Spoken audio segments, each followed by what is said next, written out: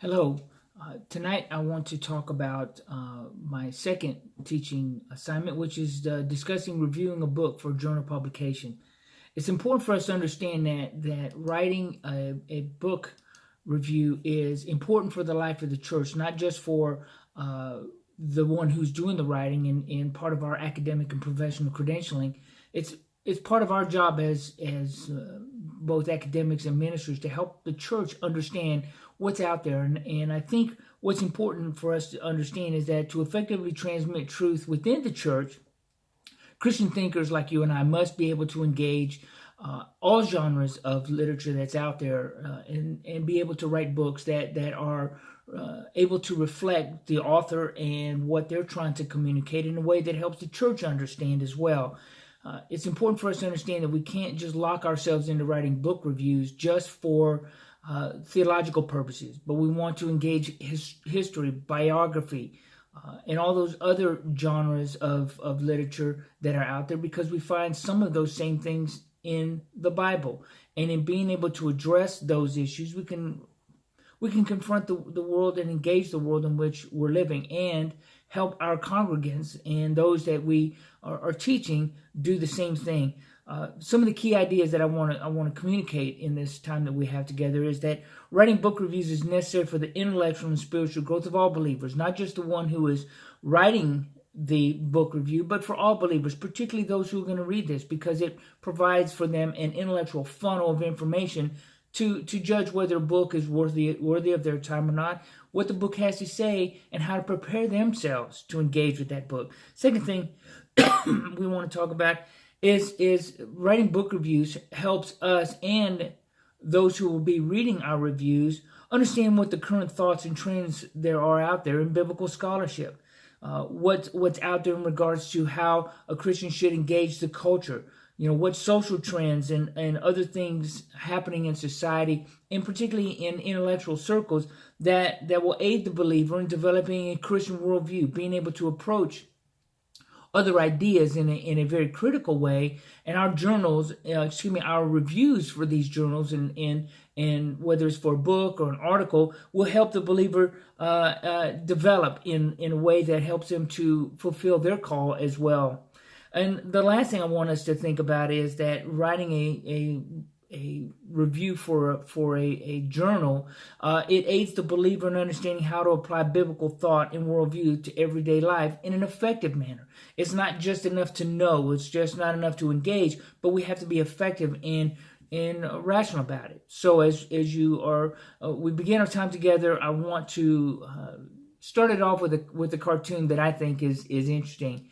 If you look at slide number 2, I think this Calvin and Hobbes cartoon is illustrative of the way a lot of times we approach writing. We think that by using a lot of jargon, a lot of technical terms, that we are communicating ideas. And part of our job as writing book reviews is that we have to keep in mind our target audience. So when we're writing, we may write for an academic journal, a academic magazine, but we also may read for write for a magazine such as Christianity Today or something else to help communicate to the believers who read that. And our job is to be able to articulate ideas and thoughts in a way that helps whoever our target audience is, whether they're in the academic circles or just the average Christian, understand what has been written in the book and how to approach it in a way that is both intellectually fulfilling and critical, but at the same time helps them to engage it so that their worldview is built and how they can respond to the issues and questions that are raised in that. I love this cartoon because it says a lot about the way we sometimes deal with writing, and I think Calvin and Hobbes are just funny cartoons. What I love about this is the key thoughts that this presents. And I want you to think about, what is this cartoon trying to communicate? What is the author trying to say about modern writing?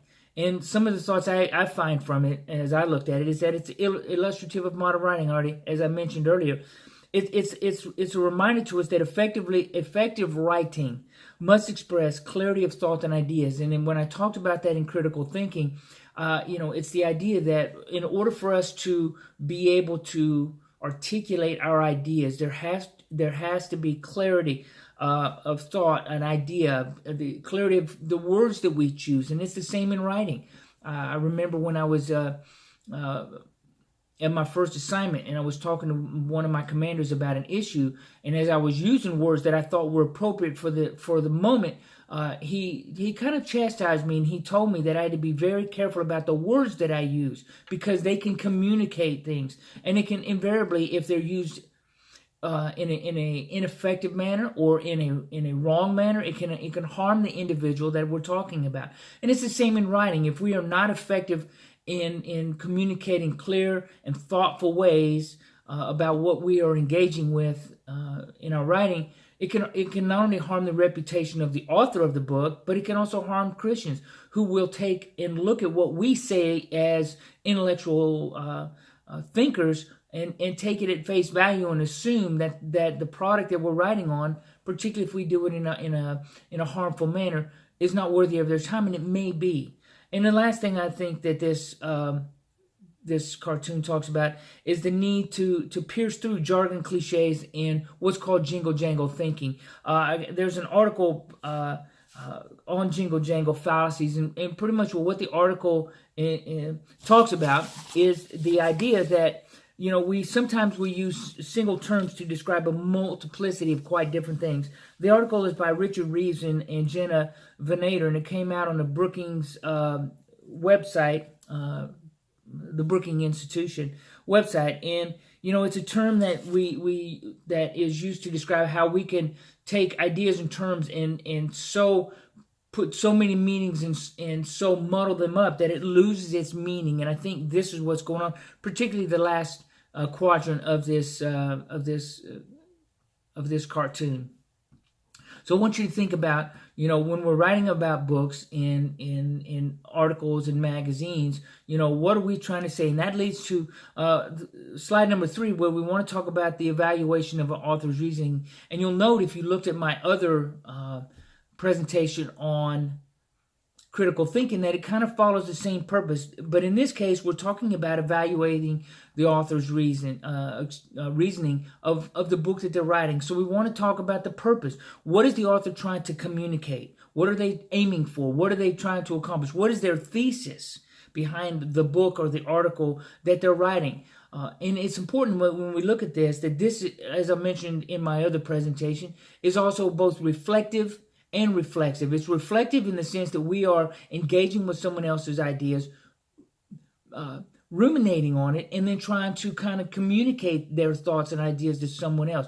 But it's reflexive in the sense that when we're writing our book journal, we want to think about what's our aim and purpose. What are we trying to communicate? Is it a validation of the thesis of the author, or is it to critique it in a manner that shows that there are areas of agreement or there are areas of disagreement? And the focus of our article should always be on what is the author saying, not necessarily what's our opinion, though that may be part of what we're writing, but it's always thinking about what the author is trying to communicate through what they're saying. The second thing is, the author in writing their book or their article is trying to raise and answer certain questions about that specific topic. And we're going to do the same thing. So we're going to look at, what information, what details, what facts are being used to address the questions that the author is raising. And we're going to kind of do the same thing. We're going to have key questions about the book that we want to answer and communicate and help our readers understand what we're trying to say. And in that, we want to provide insight to the supporting ideas and claims of the author, and also do the same thing for ourselves. There's the information that we just we want to talk about, which is the details and the facts of what's going on. Then we want to move to the next portion of this pie chart, which are the key concepts and ideas. What ideas, theories, laws, and principles, what hypothesis is the reasoner using to communicate their ideas in the written form? What are they doing to communicate their views? So, and not always is it going to be open and clear. Sometimes as the writer, we're going to have to, as we're writing our journal, come up with some inferences that they're making and some conclusions that they're including, and sometimes that may include some of their own biases, their own prejudice that they have. We want to talk about with those key concepts. We also want to go to the author's assumptions. What is the author's initial sense of what the problem or issue is? What is he assuming that the problem is, and is it reasonable? And when we write in response to that, we want to make sure that we avoid generalizations or stereotypes about the author or the author's thesis, so that we don't simplify what they're saying, because there may be some complex issues that we agree need to be addressed, but there may be other issues that are extraneous and we think may not necessarily apply to what they're saying. And so we want to be able to grapple with that meaning, but in doing so, grapple with our own assumptions about what we're seeing, what we're reading, so that we communicate the right ideas. We want to talk about the point of view. What is the author's viewpoint about the specific topic? What is their position, or are they staking out on the thought, the concept, or the idea that they're seeking to address through their purpose? It's important we understand the worldview behind the author. So we may pick up a book on euthanasia or abortion or some other event that's social training. We may pick up a book on the Holocaust. And, what are the assumptions behind what the writer is trying to communicate? And so what is their point of view? What is their worldview? And how are we going to engage that? And then in our engagement with them as we prepare to do writing, what is our worldview? And how is that affecting how we are both analyzing and critiquing, but also how in the way in which we also write the article that we are talking about. And then lastly, we want to talk about what are the implications of their thought. If they're staking out a position on a specific topic and we take their thought to its logical conclusion as we read the book, then we want to understand what are the consequences of that. And it's going to be the same for us. So if we take a position that we disagree with the thesis of the author, then we're staking out a position. We have a point of view that's guiding that, and then we want to understand what are the implications if we reject the idea of the author and critique it in a manner that means that it is something that the church or other people who read our journal, our review, may necessarily reject the book and not engage in it. So those are some of the things that we want to keep in mind as we do our book review. Some of the other ideas about the book review are some of the considerations. Now, the issue with what I'm talking about in writing a book review is not to tell you as the listener what you need to write and how you need to write, because I think you know how to do that. What I'm trying to communicate, what are some considerations that we need to be aware of that affect how we approach the book, how we analyze the thesis of the book, how we critique the information and the patterns of thought that are in there, and then how can we take our critique or review of the book and communicate it in a way that enables the readers to gain a reasonable, valid assessment of the book itself that will either draw them towards reading it or cause them to maybe reject reading it because it doesn't hold value for their own intellectual and spiritual growth. So some of the things that we want to think about, and again, these concepts like the pie chart earlier were developed by Richard Paul and Linda Elder in the Foundation for Critical Thought. And I think what's great about their material is that it really is applicable across all spectrums of thought and reasoning, as well as writing and communicating of ideas. So some of the considerations we want to think about is, what's the author's topic and thesis? And this kind of ties to what I said earlier about the purpose. This is the focus of the review should target the central idea or thought of the book itself, and should utilize the tools given by critical thinking in order to make an assessment and to analyze that theme and thesis. But at the same time, when we begin our writing, we want to consider what's our topic, what's our thesis, what are we trying to target, what are our main ideas. The second thing we want to talk about is direct information that forms the thesis. What facts, analysis, primary sources, secondary sources, tertiary sources are undergirding the thesis of the writer of the book that we're reviewing, And how do they build their thoughts? How do they connect their thoughts into a coherent whole so that when we read the book, we are able to follow them? Because that's another consideration, because we want to build our review in the same manner so that as an individual is reading it and gaining an assessment of our analysis of their book, they're able to follow along with our thoughts and understand what our thesis is and how we support our thesis. What are the supporting information and documentation there on the right side of the chart you'll look at? It's important that we recognize that these are tied to the direct information and supporting information resources that we talked about with what the author uses. And the key here is, did the supporting information and documentation support and sustain their thesis and uphold the primary sources that they reviewed and utilized? We want to review the thesis. How well connected are the thoughts? And I talked about that a second ago. Are the details connected not just to one another, but are they connected to the problem that the author is seeking to address? And are we doing the same thing? Is our review disjointed? Or is it a coherent whole that moves and flows in a direction that helps the reader understand what we think about the book itself and how important it is to read or to stay away from the book that we're reviewing, and how it will enhance or detract from their intellectual and spiritual life. We want to review the information, and again, this is kind of one is we're gonna research and understand in the resources that the author is using, and so we're going to need to be aware of footnotes and endnotes and be able to go in and look at those and identify them and check to see if they're valid and they are supportive of their thoughts. But we're going to do the same thing, that when we review information, we want to be able to understand how these are connected together and the thoughts and details as we both review the thesis and the information to see how they connect to what the author's doing, but also how we are going to connect those to what we're trying to say. And that also goes to conducting our own research. And it's important we do that for ourselves and not just take somebody else's opinion. We want to identify key supports for ours. So that means, what are our sources that help validate our analysis of what we think about the book and how we're going to communicate our ideas. And then we want to develop our outline. These are, if you go to slide number 5, you'll look at some key assessments in writing, and I think you can look at those on your own.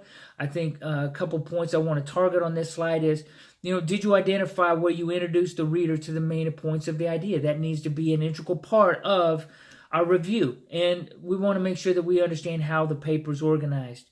And can you identify your thesis, both as it's stated at the beginning of your review and also as it's restated into the conclusion? Next thing we want to do, what are the cognitive levels of writing? And this is, part of the ebb and flow of both the reading process as well as the writing process. So we want to talk about evaluation. That's judging, weighing, building, and using criteria and standards in order to make an assessment of the paper, whether it is in the book, whether it's worthy of our time or whether it's not. We want to go through the synthesization process, integration of ideas in the whole and how the author puts it together. And that's going to be reflected in how we do our paper as well. Then analysis. It's breaking down the material into component parts to determine the structures and the relationship and whether they're coherent or incoherent. We want to look at the application, because the important part of any book and any review is how well is it applicable to the reader? Does it make sense to them? Are they able to take the thoughts and ideas that are being communicated, and are they able to apply it in their life?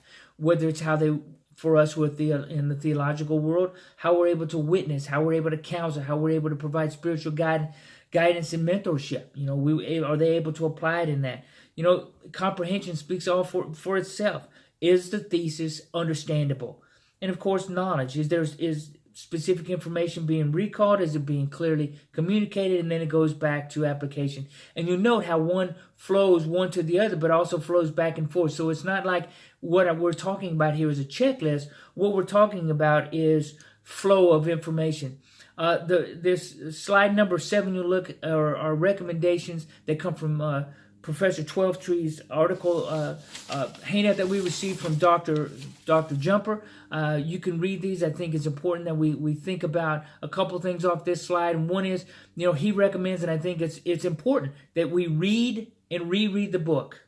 But more than anything, we read the book from front to back, to include footnotes, bibliography, endnotes if they're in there, and see how there's a ebb and flow of thoughts and ideas that are going on in there. We want to do spot checks on languages. So if an individual is using maybe psychological language or biblical languages, we want to check those periodically to make sure that the word that they're using is the right word and is communicating the right idea. Because we don't want to just take at face value that what's being communicated is always correct. There are point number D there on this slide. Interact with the text and not just regurgitate it. What are you seeing? What are you hearing from the author? And how are you able to respond to it and engage with it? And then help the reader of your review engage with what you're writing. Those are some important concepts that we want to think about. And of course, lastly, point number G is provide accurate and meaningful assessments in a readable manner. I want to go to some online reading sources. These are a few that I used when I was at the Field Artillery School teaching Army writing style. There's Purdue, there's Dartmouth. I think you can go to YouTube. You're all familiar with that, and those are some great tools that you can use that are online, easily accessible. We've talked about, if you go to the next slide, number 9, you'll see that there are others that you can go to. I like great courses. I've gotten some video courses that talk about analytical thinking, critical writing, and those types of skills that we need in order to do a good job of reviewing a book and then preparing an article for publication. Lastly, I want to close with this quote from Thomas Kincaid, an admiral, and he says it all. If we're going to communicate ideas and thoughts in a reasonable manner, we have to be critical thinkers, but we have to also be critical communicators, both verbally and in writing, so that people are able to comprehend and understand what we're saying and then apply the knowledge that they glean from us in a way that is meaningful to them and to the situations in which they find themselves. And you'll note as you look at the slide presentation that throughout this I've scattered my own notes that are in the note section of each slide, and so you can review those. A couple of the questions I want us to think about, and I've got 4, but I only want to hit a couple that I think are important for us, because as I said in my other presentation and at the beginning of this one, our job as reviewers is to help the church develop their intellectual and their spiritual worldview in order to engage the culture in the life context in which God has placed them. So a few of the questions we want to ask ourselves is, in what ways do writing book reviews, how can we, in writing book reviews, assist the church in its cultural engagement? This is an important prospect for us. How does the lack of clarity and reliance on jargon and cliches negatively impact understanding and intellectual growth? How many times have we heard somebody say, well, the Bible says so, or you have to trust God? And a lot of times those sound good on the surface, but in reality, they're meaningless because they don't help the person move through the conflict or through the difficulty they're facing to a reasonable solution. And then lastly, my last question is this: what role do questions play in understanding how an author thinks and communicates, and why is it important? We want to ask questions not only of what we're reading, but we want people to be able to ask questions of our writing so that they can come to a greater understanding, a greater clarity of what we're trying to communicate. I appreciate your time. I look forward to your responses in Blackboard over this presentation. And if there's anything else you would need, don't hesitate to send a response through Blackboard or send me an email, and I'll be glad to assist. God bless you. Have a good day.